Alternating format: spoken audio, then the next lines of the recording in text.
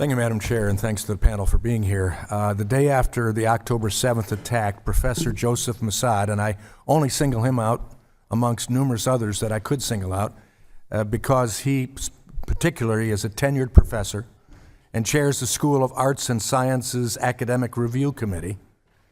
He wrote in an article praising, and I quote him, "the innovative Palestinian resistance," end quote, for attacking Israel and glorifying Hamas's slaughter of nearly 1,200 Jews as, and I quote again, "awesome, astonishing, astounding, and incredible."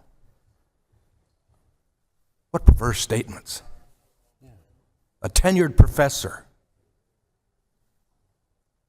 who's been saying these type of things for 20 years at Columbia. President Shafiq, you recently said, and I quote, "It is absolutely unacceptable for any member of the Columbia community to promote the use of terror and violence," end quote.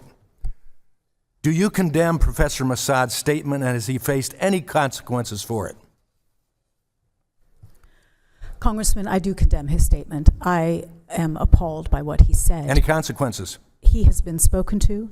Spoken and I to? should just, and I think you could. So support of terrorism is acceptable if you're a Columbia professor? Not at all. And I should say. He's been spoken to. I didn't get to fit. I have your answer. No. Let me move on here. Professor Mossad has also been known to have called Israelis, quote, "cruel and bloodthirsty colonizers," end quote, and foreigners who joined the Israeli military as, quote, "baby-killing Zionist Jewish volunteers for Israeli Jewish supremacy," end quote. In 2005, an investigation by Columbia corroborated allegations that Mossad yelled at a Jewish student who questioned his views to, quote, "get out of my classroom." Can you imagine free speech? Diversity on campus. Well, let's move it over. Let's intentionally disregard the feelings of a Jewish student as being less than human in this classroom to someone like myself who might be given this to wear to remember and bring home the hostages now, to quietly take it off so my professor wouldn't see it, a professor who holds my academic career in the palm of his hands. That's free speech. That's diversity. President Shafiq, I'm concerned that isn't happening here. So let me ask this question.